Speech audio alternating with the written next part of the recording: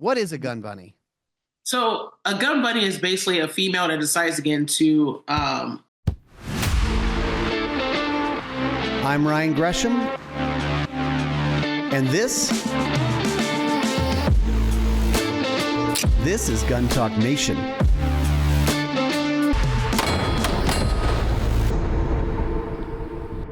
This Gun Talk Nation is brought to you by Colt, Caldwell, Range Ready, and Smith & Wesson.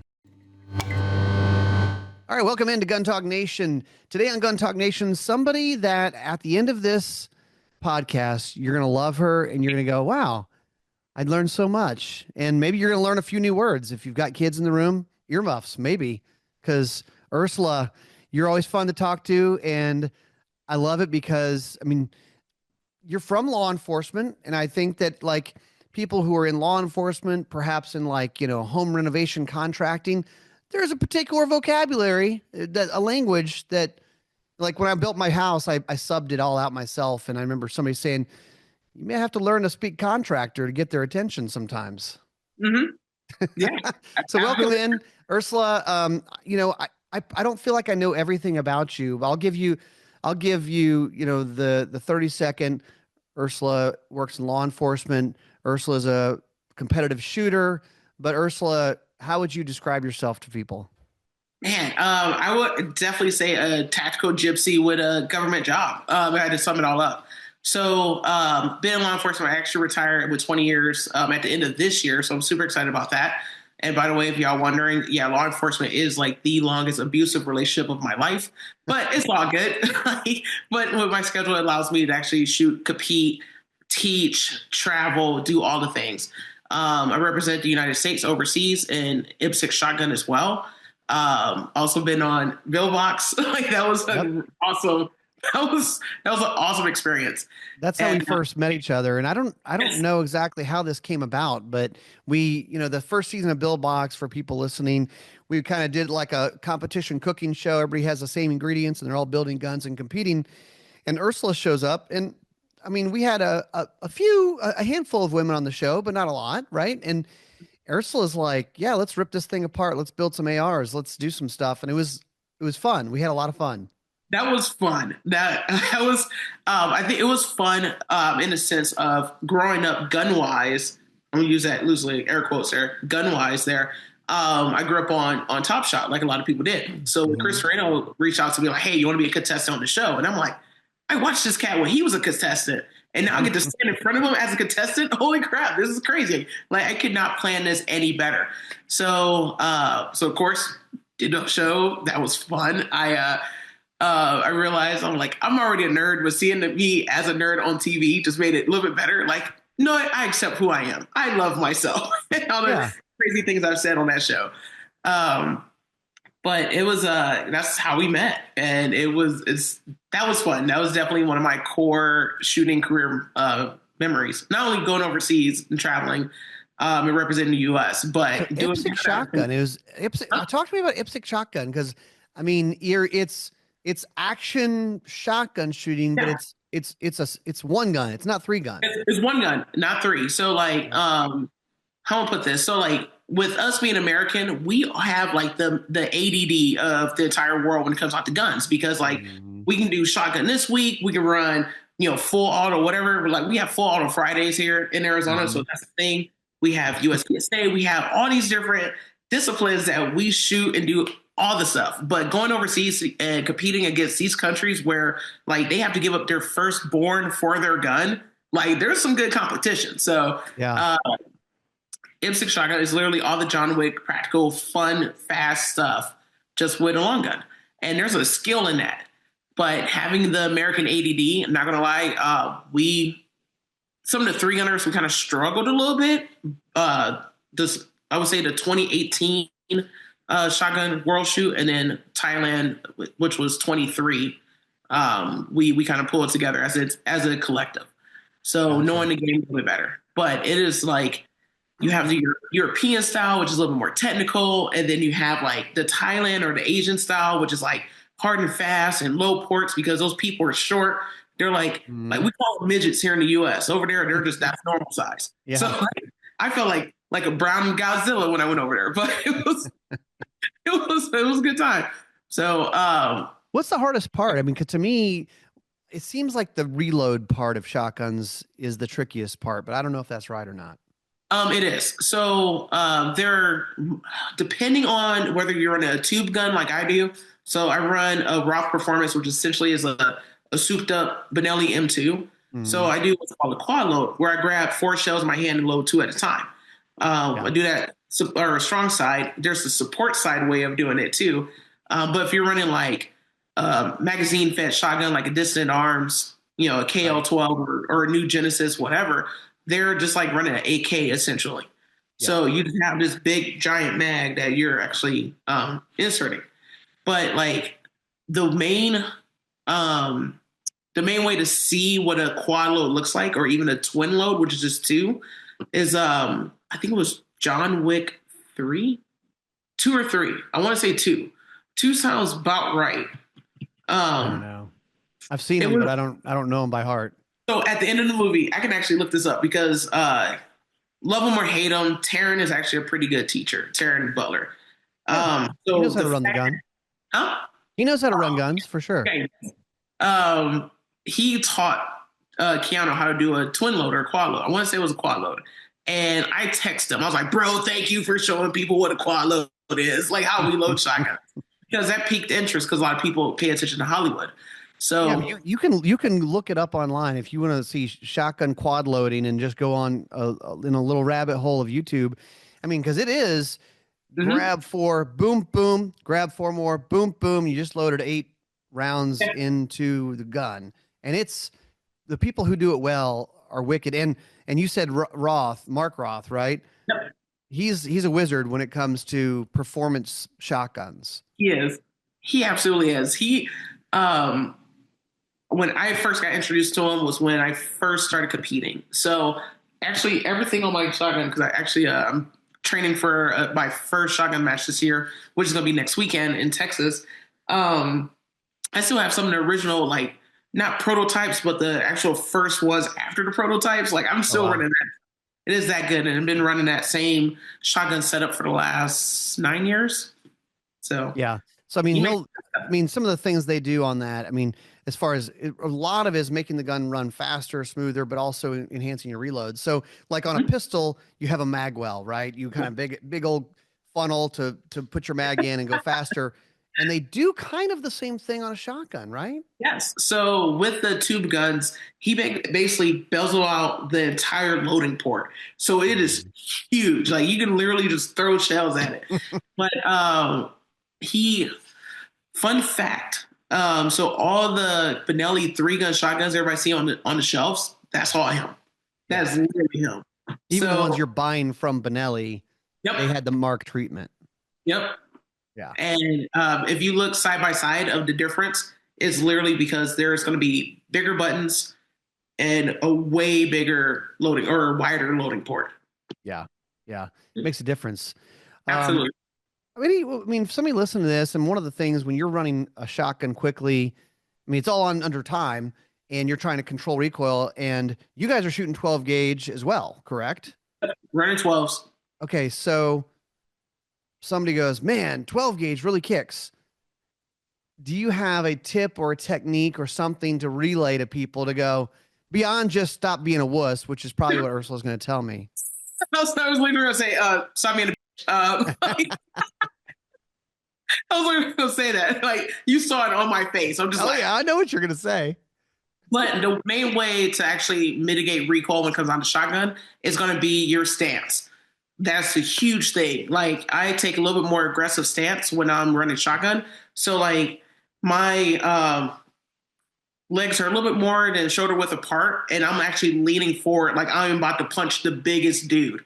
So Hmm. that's what my stance look like. I do have videos, I believe, on my Instagram page where you can actually see me running shotgun, and you can see the difference between if I'm just doing regular pistol shooting versus if I'm running shotgun and running shotgun hard and fast. Sure. Well, I mean, if you said it's like you're about to punch a dude, or if you're about to take a punch, if somebody said, "All right, get ready, I'm about to punch you in the chest," Uh you would huh. lean forward, you would put a foot back, and you would brace yourself, right? Yep. Absolutely will. Yeah. So I've seen there are actually women shorter than me running 12 gauge. So and they're running, shotguns very similar to mine. Yeah. So it's not a size thing. It's literally your stance and how well you mitigate recoil and keep that gun to your face. Yeah, absolutely. Yeah, I mean, I think that you guys prove. I mean, and look at like Lena. She's a top shooter. She runs all these guns. Lena is. She probably weighs like a buck 05, right? I mean, she is not a big person, but No. she controls the recoil. Yep. She Yeah. she she's made some mods to her 940. I think that's what she's running. She does run a heavier stock than I do, but Mhm. I'm running a Benelli M2 essentially, so it's lighter. So I'm literally whipping this thing around. Sure. So and Pros she, and cons, I guess, huh? huh? Probably like pros and cons, I guess, right? There's pros and cons. Like I thought about weighing down my stock a little bit, but I was like, why? If I mitigate recoil okay, just as is, just because I have like a good 100 pounds on Lena, so Yeah. I don't have to make that mod. Yeah. Yeah. All right. So let's do this. Quick break. After the break, we're going to talk about gun bunnies. My favorite topic. Meet the Smith & Wesson CSX E-Series, because apparently Smith & Wesson took one look at their already great CSX pistol and said, yeah, we can do even better. The new E-Series trigger, crisp, clean, smoother than your grandpa's whiskey. And of course, it's optics ready with a clear sight cut so your fancy red dot won't get blasted with carbon like a neglected grill. With 9mm power, up to 17 rounds, and all the upgrades you never knew you needed, the CSX E-Series isn't just an evolution, it's proof that Smith & Wesson refuses to take a day off. For 150 years, shooting clay pigeons has been the same old story. Pull, bang, dust. But now, thanks to Caldwell, it's time to upgrade your game with the Claycopter, because flinging targets should be just as fun as destroying them. This handheld electric target launcher sends targets up to 100 yards, flying in patterns that actually mimic live birds. Single or double targets? Your call. It's lightweight, rechargeable, and launches 300 targets per charge, meaning the only thing running out of juice first is probably you. Start shooting like you mean it with the Caldwell Claycopter. Meet the Colt Viper, because sometimes you want a sleek, powerful revolver without the extra weight of a full lug barrel dragging you down like that one hunting buddy who forgot his ammo. Again. Built like the King Cobra but trimmed down with a half-lug barrel, the Viper is lighter and faster, chambered in .357 Magnum with stainless steel construction and modern machining that makes it as smooth as it looks. This thing is polished to perfection. Bottom line, classic Colt style, modern precision, and all bite, no bloat. The Colt Viper. Ever wanted to train at a top-tier shooting facility that used to be a slaughterhouse? Well, dreams do come true. Welcome to Range Ready Training, the home of Gun Talk Media, where we turned an abandoned meat processing plant into one of the best firearm training facilities in the country. Led by Chris Serino, Range Ready offers pistol, rifle, women's only, force on force, and instructor development courses. Whether you're a newbie, a pro, or that guy who thinks watching YouTube makes you an expert, we've got a class for you. So if you're serious about getting better, training smarter, and maybe experiencing a little Louisiana charm along the way, come check out Range Ready Training. Ruger and Magpul walked into a bar and somehow, instead of starting a fight, they built a handgun masterpiece, the Ruger RXM. This American-made pistol is everything you want: exceptional ergonomics, upgraded features, and a price tag that won't require selling a kidney. Bottom line, the RXM is built for you, your budget, and your obsession with tweaking your gun until it's just right. So go ahead and make it yours. Ruger and Magpul already did the hard part. All right, Ursula, in the firearms world, it tends to be male-dominated. It's not as male-dominated as it used to be. I'll say that. I used to joke. I went to my first SHOT Show maybe 17, 18 years ago, and I would joke that I'm going to hang out with all the old white guys. And that was true for several years. Like, here we are, all the old white guys. And every year it became less and less that. It wasn't necessarily as old. It wasn't necessarily as white. It wasn't necessarily as many dudes. I mean, still male dominated, right? But a lot more diversity. Part of that, we got social media happening. We've got Instagram and Twitter and or X, whatever it is now, Instagram, YouTube. So one little subsection, you have a bunch of new women in it, and then you have the phrase gun bunny keeps coming up, and I, I don't know how to say this. I mean, like, you're a woman in it and you're doing awesome stuff, but I wouldn't call you a gun bunny. What is a gun bunny? So a gun bunny is basically a female that decides to get into the gun industry, but she do it in a more sexual manner, as in like she's showing a lot of skin. She's basically, for the most part, most of them can't shoot, but like, Well, that's the part that irks me. It's oh like, yeah, hey, look, I don't, I've got daughters, so I can argue that this is a bad idea to dress scantily clad to get attention. But mm-hmm. also, like, man, you don't even shoot, or they don't even shoot in their videos, or when they do, it's not great. Like, I right? feel like as an industry we did it to ourselves, or not just the industry, but part industry, but mainly as a community we did it to ourselves. When we started promoting, like, I mean, I hate to use Dylan, but Dylan, Blue Press, their calendars, OG Tech Girls, that whole calendar, things like that, where those women were getting that type of attention. So of course you have more girls are like, hey, look, in order for me to be successful, that's what I have to do. Yeah. And like, so we essentially did it to ourselves. But when I first started, I looked at gun bunnies or being called one as a derogatory term.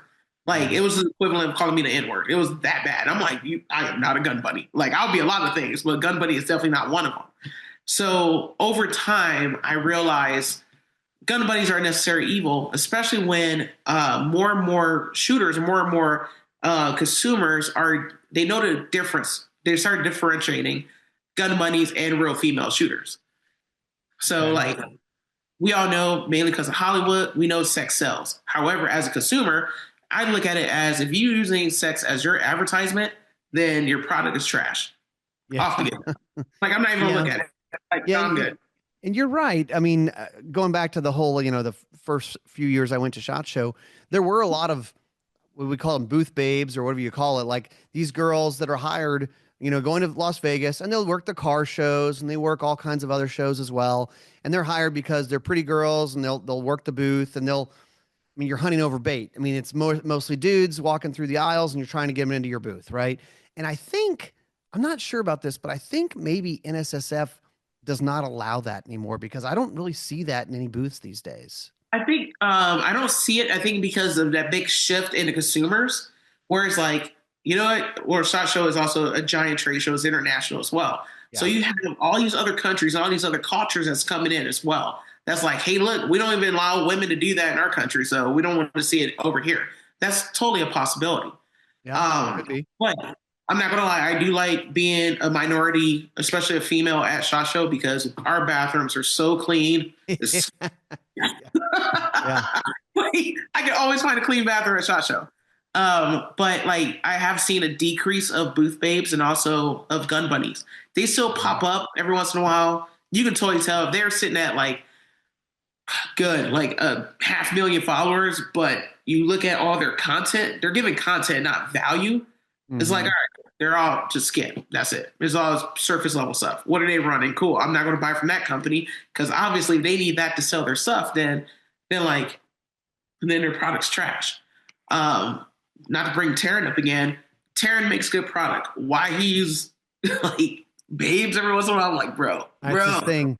It's Hollywood, right? He's a Hollywood guy. He lives in Southern California, and that's the culture there, is like, that's how they get attention. This is like Hollywood starlets, and we're going to auto-tune everybody. You don't have to be able to sing.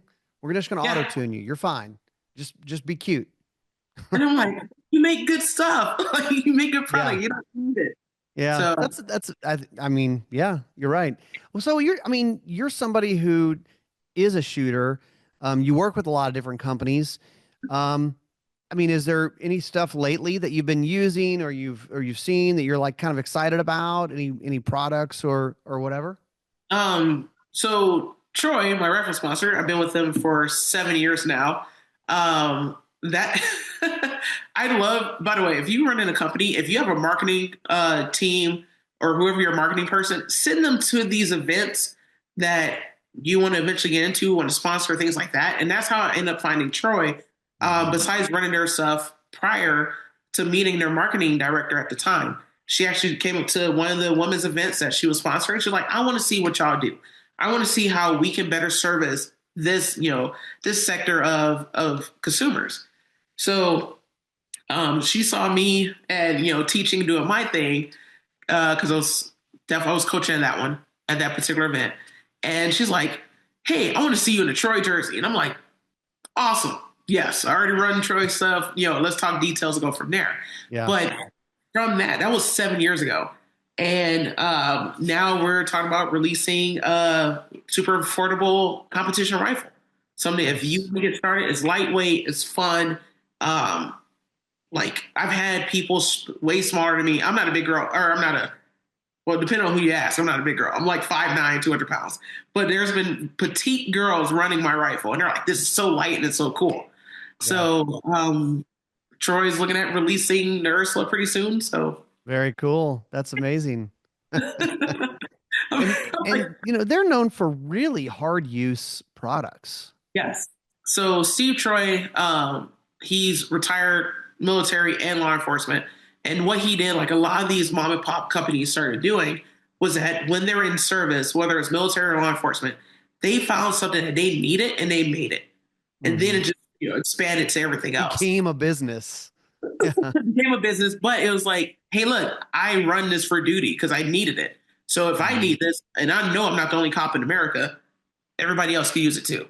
Or everybody else might need it as well. And here we are, I think 21, 22 years later with Troy. How long they've been in. So everybody got started on Troy with their sights, then their hand guards. They make full builds that nobody knew about until, they started sponsoring me and Cindy Coker as well. And they were like, what? They have full builds? Yeah. They make a lot of them. Like a whole gun. Yeah. So, yeah. So what kind of shooting have you been doing lately in the last year or so? Anything different or new or challenging? 3 guns my jam. This year, I'm focusing a little bit more on shotgun. So USPSA decided to actually have shotgun qualifying matches for Team USA next year. The Shotgun World Shoot is going to be in Greece, and I want to go. So I have to do all the shotgun things. What's involved in qualifying and making it to Greece in that? So pretty much I have to do at least three out of the 5 matches that are coming up. Texas next weekend is going to be the first one. I think they're all over the country. So my combined scores, how I stack up against everybody else, puts me up for selection. So gotcha. Mm-hmm. So everybody's coming there, they shoot, and out of 3 matches, they add up your scores. The top, how many people go? So it depends on slots. You need at least 3 for a team. 4 is like ideal. So there will be at least 1 team per division. I shoot modified. I hate the name modified because it makes me sound like a tranny. But so I'm on the women's modified team, and I'm like, am I a modified woman? I'm original. I was born this way. Sorry. But that particular division is literally my 3-gun shotgun, just short. And I can run a dot on it. Yay. But there's 4 main divisions, so we're going to at least have 2 teams, 1 male and female team per division. And then there's the individual slots as well. But I'd rather go for a team slot versus an individual, because if you're on a team, you're still going as an individual. You just have that team designation. When you're running these shotgun matches, are you switching?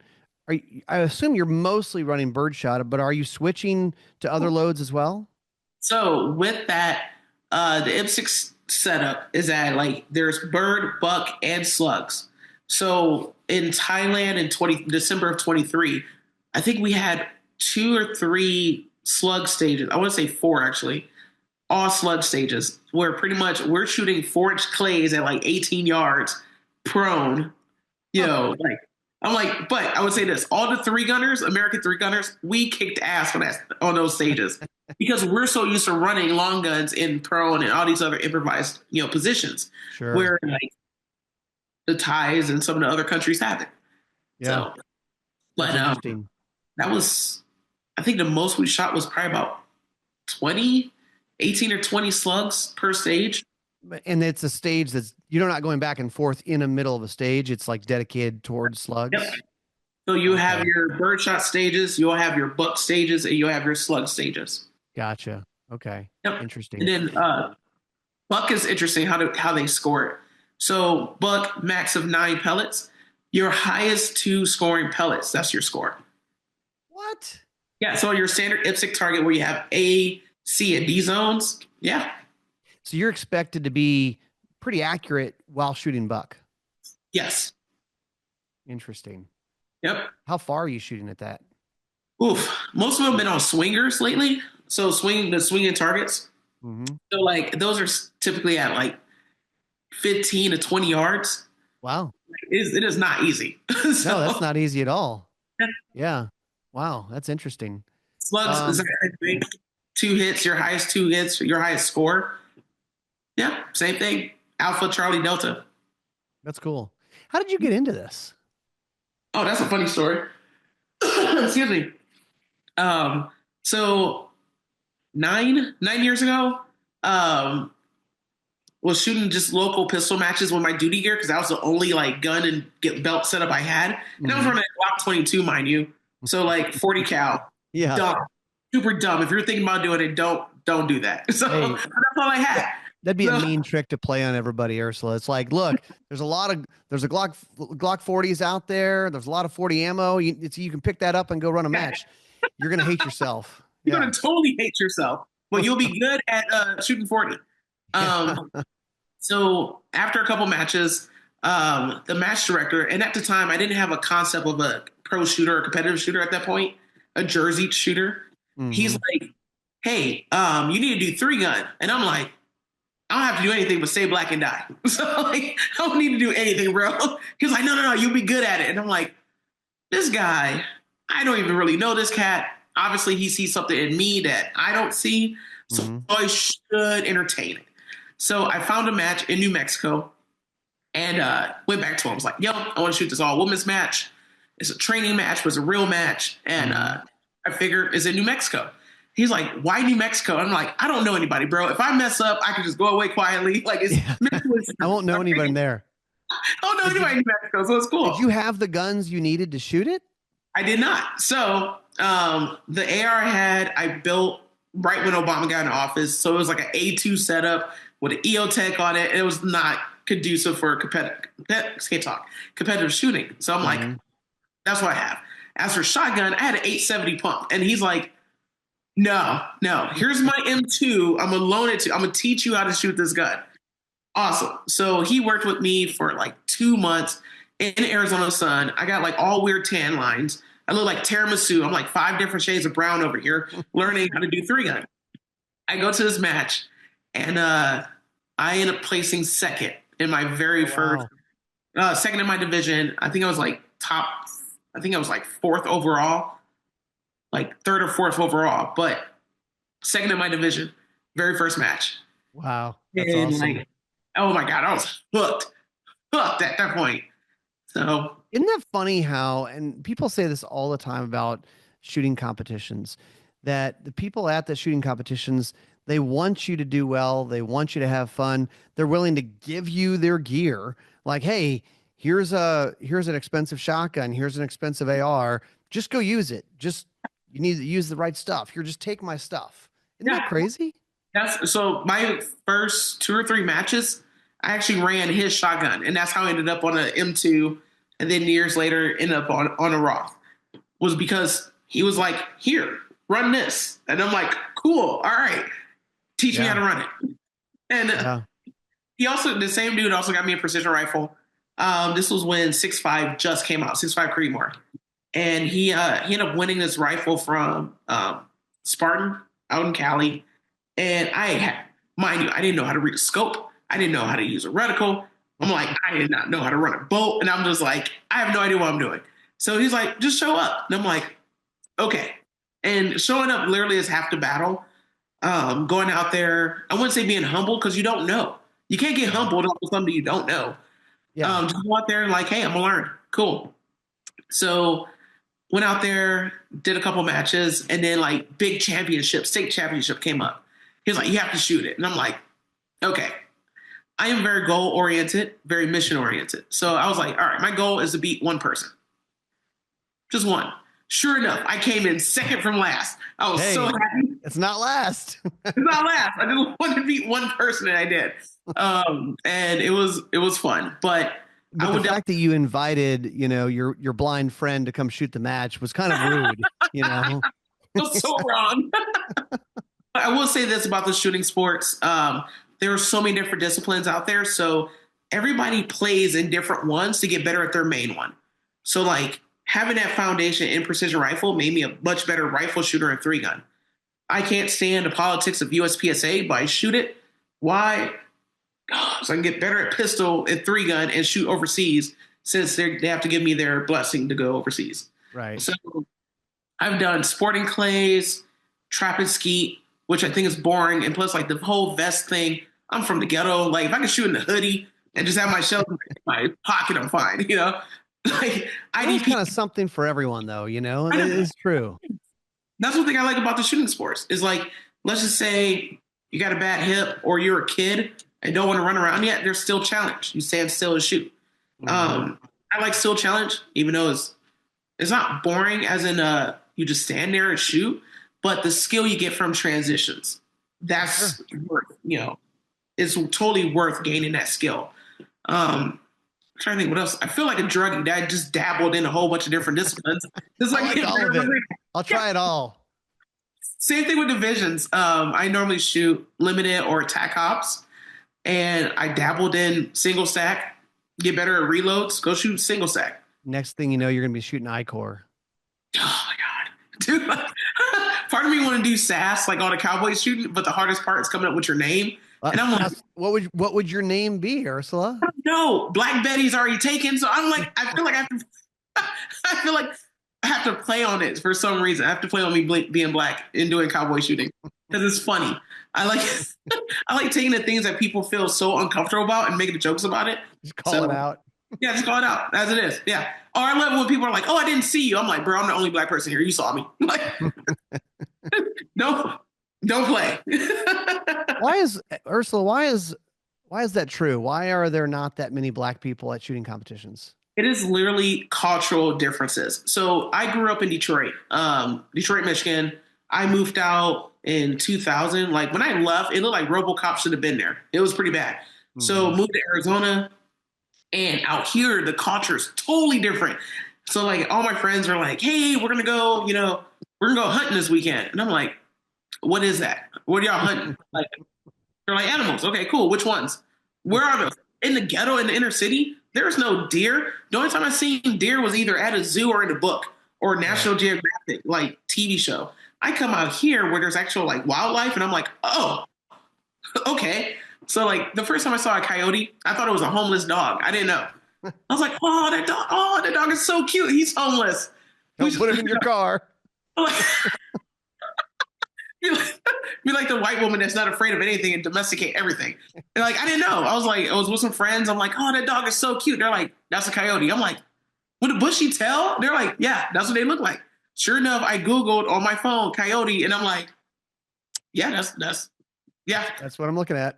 We don't have those where I'm from. We have pit bulls and chihuahuas. Like that's what we have. I can identify those, but coyotes, being in law enforcement, now I'm with a county agency, so I'm dealing with more wildlife. I've seen javelinas, I've seen deer, I've seen a live skunk, and I'm like, oh, that's what they look like when they're not ran over. Cool, all right. But going back to like cultural differences, like I've had friends nowadays who are like they killed their first deer at like 5, 6. Mm-hmm. So the gun culture in their household started at an early age, whereas guns were a taboo subject growing up in Detroit because the only people who had guns were cops and bad guys. So it was a huge... And that's true a lot of big urban areas, right? That's like, even if you didn't grow up in the ghetto, but you grow up in Philly or Houston or Miami or whatever, like, and you're like, I don't know anybody who owns a gun. Well, that's not true. You probably do. And right, dude, I don't, like you said, only people who own guns are the cops or the bad guys. I didn't realize this could be a hobby. Yeah. And something that's fun to do. So moving to Phoenix, excuse me, I'm trying to get over a cold as well. Like I got over the shot show crud and caught something else. I'm like, Like, It's the bro, season. It's just what we like, do. You're just sick until spring. I know it sucks because it's already like 80 degrees outside where I'm at. Yeah. Um, like I was literally working on my truck earlier, and I'm just like, yay, this is awesome, Arizona. Um, but like, I think I was 11 or 12 when I found out my dad actually had a gun in the house, but it was never like dinner table conversation. It's Right. literally those cultural differences. Coming out here is like all my friends, like, or they'll have family cabins that have like all types of trophy heads in them. Trophy heads everywhere. Like, Or hey, family goes shooting on the weekends. yeah. So it is that cultural. So with the expansion of social media, both, not both, but like I would say your standard social media and YouTube, where that information is getting out way faster and way more vastly. Mm-hmm. So like you can watch USPSA matches on, YouTube. Yeah. You can watch a lot of the overseas subs, IPSC. You can see that on YouTube. So everything is already readily available. But now it breaks down to like, where do I find a competition? Super easy. Most of your outdoor ranges are going to have competitions. Just show up. Yeah, show up. And like the greatest drug dealers, in my opinion, are shooters. Because like, yeah, I've had my buddy who gave me loaned me his shotgun. I'm like, I didn't know how much a Benelli M2 cost. Right. And then I was like, because I have more jobs than a Jamaican. So I worked at a gun store on the side as well and found out they had a Benelli Pro program. So I'm like, all right, cool. All right. Not making a lot of money at the time, but I was like, whatever. I really want an M2. That's what I learned on. I want this gun. So I called him up and I'm like, I was like, hey, I want to, M2 field so I can, modify it, whatever. And I think with the discount, it came out to like $800. And I'm like, dude, I'm like, how much is regular price? They're like, oh, it's like 15, 16. I'm like, yeah.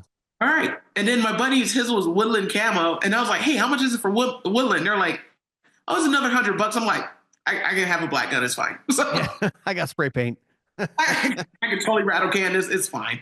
What do you think about people if they're trying to get into it or expand? If they're like, okay, I own guns, I shoot at the range or whatever, but I've never done a competition, but I need all this special equipment. What do you think about used guns as a way to like kind of get started? So the cool thing from growing up in the ghetto is that I can find a deal. I recommend pawn shops. I do all types of stuff. Like I will find a way to save a buck on that type of stuff.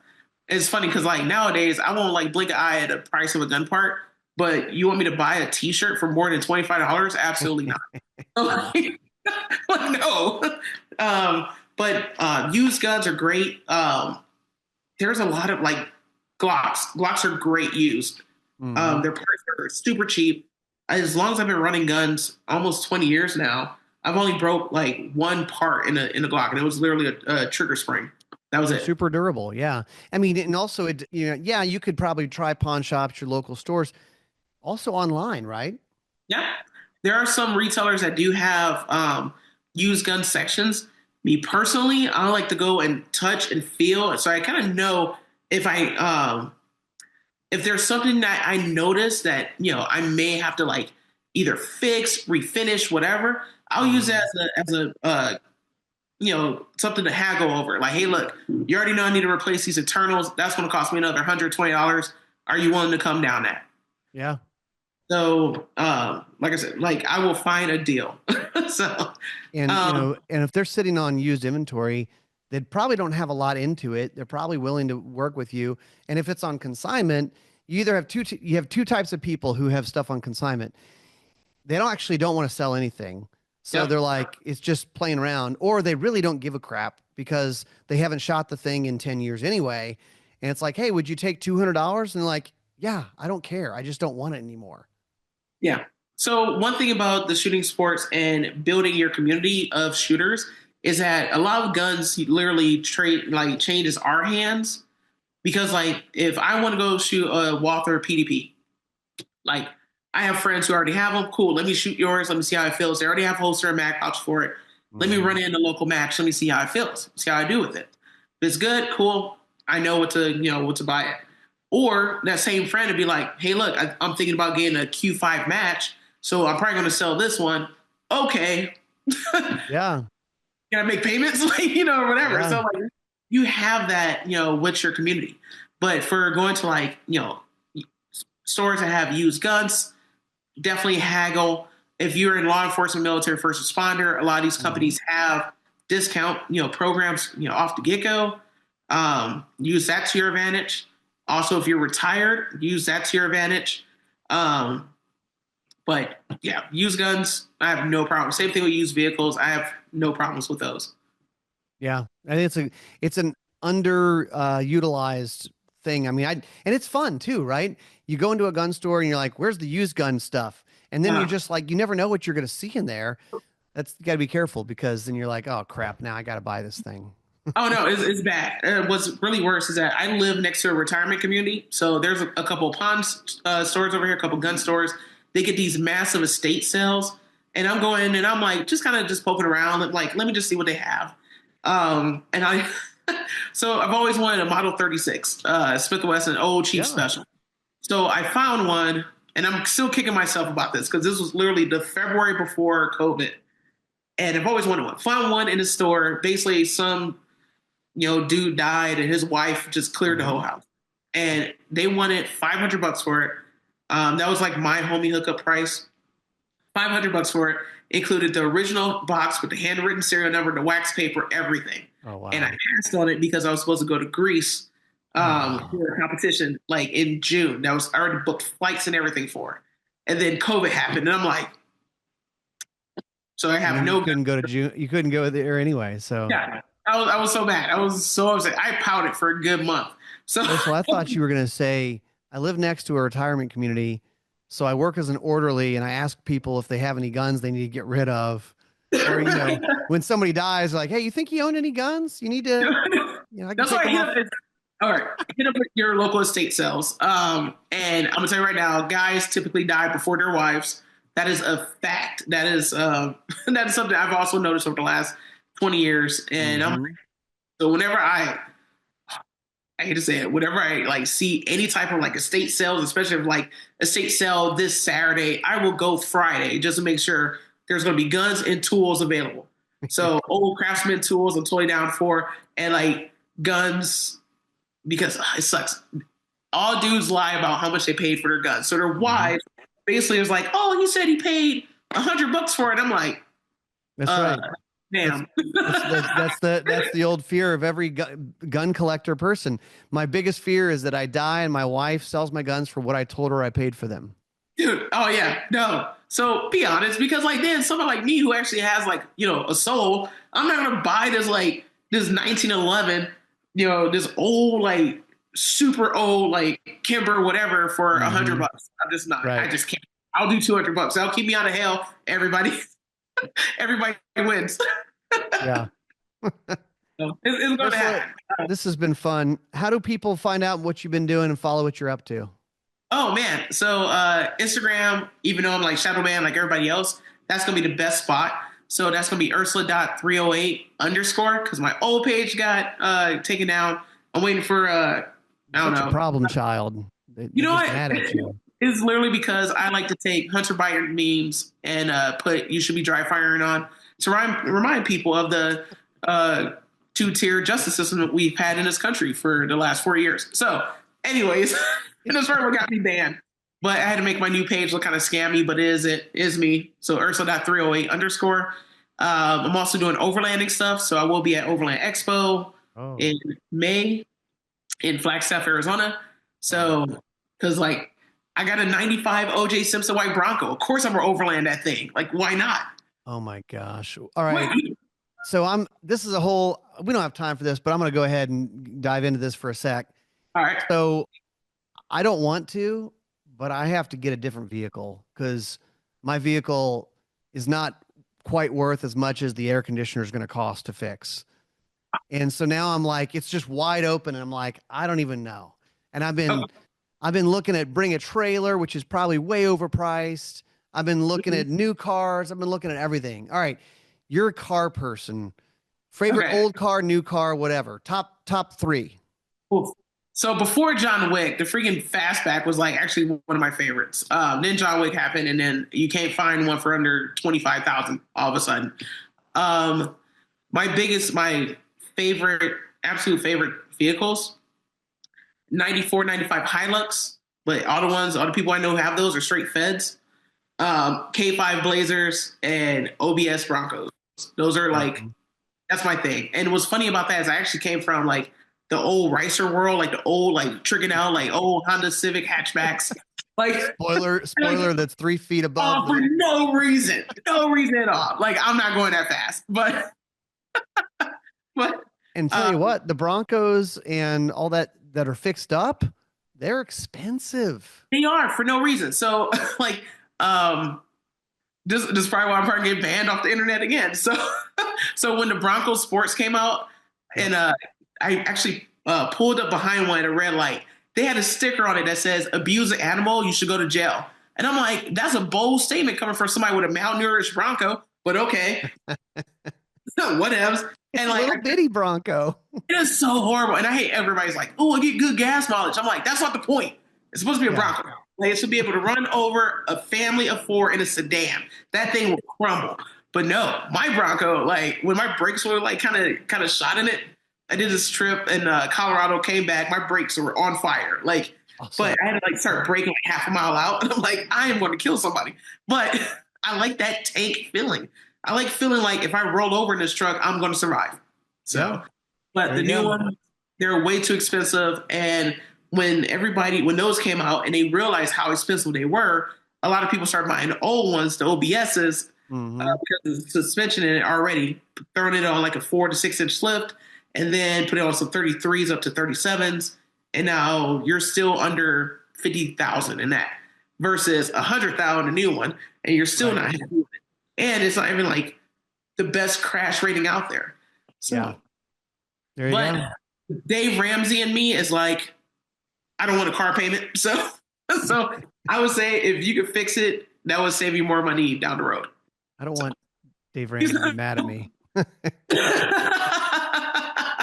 But it does give me a decent excuse to start looking. So, you know. I mean, what do you I mean, like, oh my God, this episode is gonna be like a whole hour. So like what do you want to do with that vehicle? Is it just gonna be a daily? Is it gonna be like it is daily, but like so what I have right now is a Yukon. It's like a GMC Yukon, and it's pretty great. I thought about something longer. Okay. And I thought about pickups, but honestly, I know pickups are like super popular, but I have a flatbed trailer if I need to pick up something dirty or big or whatever. Like I don't need that bed all the time. So if you're worried about enclosed.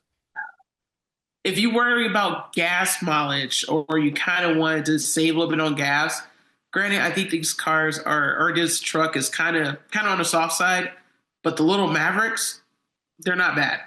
When I say soft, I'm talking about I'm old. It's like the old sugar in the tank type of thing. Like they're kind of soft. I looked at what was it? It was the new Toyota Sequoia's the TRD, but it's a hybrid, and I'm not really into hybrid. That's not my thing. I don't want to sit on a bunch of batteries. No. Yeah. You could go basic white girl and do a 4Runner. I know. It's like, well, it'll last for 300,000 miles, and it will. But think it's like, get like an old gen. Don't do a new one. The new ones are like, I mean, they look good. The new ones do. However, if you want like, you know, something kind of cool, go with the old Gen 2, 3s. Yeah. The new ones kind of on the soft side. Or if you want to ball hard, just get you an old series Cruiser. Cruiser. Yeah, I was thinking about an old Land Cruiser. Do it. Those are cool. Or if you're looking for something a little cooler, you could totally do an International Scout. Those are definitely making a comeback. The old ones, not the new ones, that I think are going to get released. I saw all that. The new ones, they're making a big splash about that. Yeah. Or you could just get an old one, resto mod it, and you'll be fine. Yeah. Just saying, just throwing it out there. Options. I don't know. The search continues. I like this. This is helpful. Or not. It's totally confusing me. I don't know. It seriously boils down to your purpose, how much you want to spend, do you want payments, and then do you want to increase in your insurance? Because everything is going up. So, and that was one reason why I'm like, I just dropped a JDM in one of my Civics because my daily, because I'm like, I don't want a payment, and then on top of that, I don't want my insurance to go up. It was easier for me to drop a JDM for 2100 versus having a car payment that's going to be more than that on top of it. Car shopping is like it is the definition of like life is full of compromises because you're like, gas mileage, the cost of the thing. Do I want it to be reliable? What if I want to take it 500 miles? Just all that stuff. How much crap am I going to put in it? Yeah. I don't know. I got a family of 4 and a dog. And so like, I don't want something real small. Yeah, no. I don't know. We'll see. Forerunner will be all right. Just get you an old Forerunner that's going to last you a good 400,000 miles. That's practical. And you can pay cash. There's parts available. You can do a lot of the stuff yourself. I am a certified YouTube mechanic. So like, I've done a lot of YouTube stuff. No, like actually, what did I just did like tie rods in the Civic, and all because of YouTube.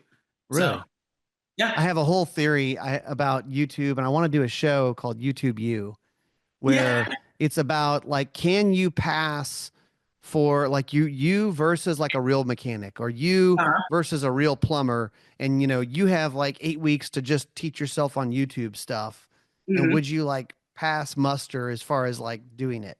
I think if you watch more than 20 YouTube videos on your particular car, fixing random stuff, I think YouTube should automatically send you a certificate. Like, YouTube ASC certified, like right there. Like, yeah. I'm officially a 1996 Honda Accord expert. Yes. So like, I don't know who made them, but there's YouTube mechanic stickers, and I totally want to get one for my garage because, like, like I've had all over my laptop, grease, all types of stuff, literally because I'm like, I get stuck and I'm like, hold up, replay. Like, let me go back to like, minute and 30 seconds, see where he explained, this part and what I'm supposed to do here. So like, I've done a lot of stuff house-wise just off of YouTube. So I think it might be a show like YouTube U. I'm telling you, it's a thing. It should be a thing. It should totally be a thing. Awesome. Ursula, thanks. It's always fun. Always fun. Well, that's it for us, guys. We will see you next time on Gun Talk Nation.